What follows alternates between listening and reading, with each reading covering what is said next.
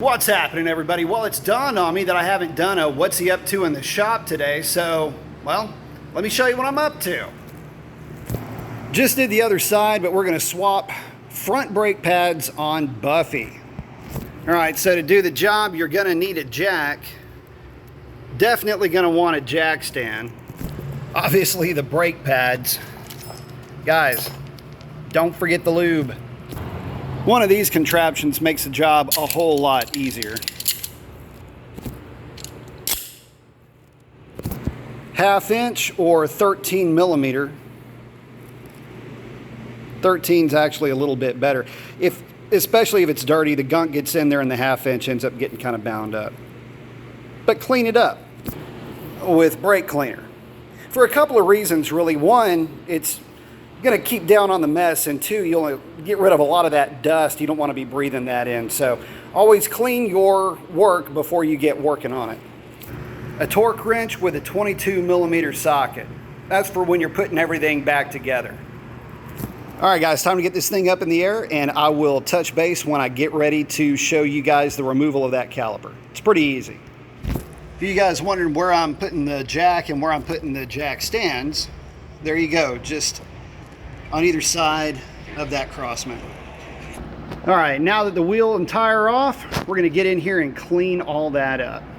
Oh yeah, top tip, run a lug nut down just to keep your rotor from flopping around. That can cause a little bit of a binding when you go to put that caliper on, and you'll realize pretty quickly that that helps a ton.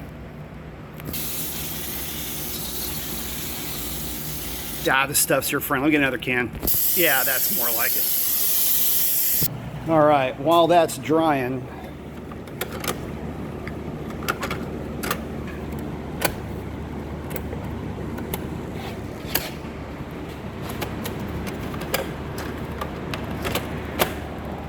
there we go. So you can see all the gunk that comes off of those calipers and the rotor. Make sure you have one of these things laying around too. Catches all the funk. Now's the time for you to grab your 13 millimeter and loosen these two guys right here. Trying to do this one-handed. There we go. Just like that. If you've cleaned it up really well, you shouldn't have to grab the body right here, little slider portion.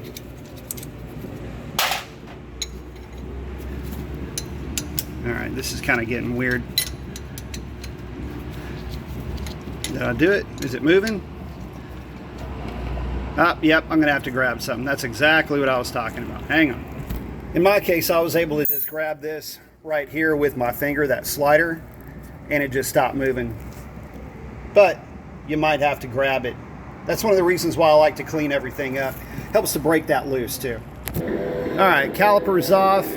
May need to use a good old-fashioned flathead to just get in there and prise that thing off. Now to get the pads out, super easy. Just come right out. It's about time to replace those. What do y'all think?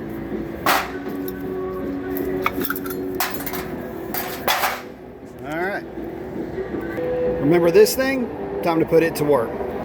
Goes in here like this. Put your old pad in there. And you are going to squeeze and push those pistons back in. You're going to alternate side to side until the pistons are all the way seated back at the body of the caliper. All right, guys, time to lube up these spots right here. Don't forget to do the top ones and the back ones. Where we go? Right there. That's where the brake pad slides. So you need to have a little bit of lubricant. You don't want to put a ton, just a little smear will do you. But you want to lube it up so that the pad can slide easily. All right, guys, time to put the pads in. For this type of brake setup for these Ram 1500s, you put your spring sliders with the spring on the back, facing the back side of the pad. Here's the stock setup as a reference. So I want to show you guys this as another kind of a pro tip. Make sure that that spring is touching the body and not is, what is wrong with my syntax? Must be all that brake clean. I'm talking to butterflies. Anyway, make sure that it's on that body part so that it can flex like that. It's easy to make the mistake to get this wedged underneath there. Don't do that. That way the pad can freely move back and forth. In other words, don't get that wedged between the pad and the rest of that body of that caliper. If you've done everything right, you've compressed your, sorry about that, if you've done everything right and you've compressed your pistons all the way, the caliper will slide right down over those brake pads.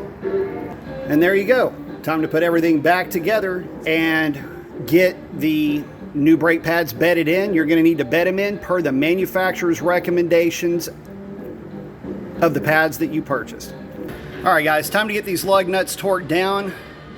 What I like to do is not lower it all the way, just snug up the lug nuts, take a little bit of pressure off of the wheel when I go to torque them down, then I'll drop it all the way back down after I'm done torquing.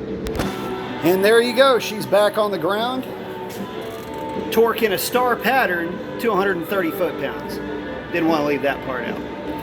All right, guys, that's it. Hope that helps you out, lets you know what I'm up to in the shop, but I got to get that thing cleaned up. So for now, that's a wrap. Y'all have a great one. Adios.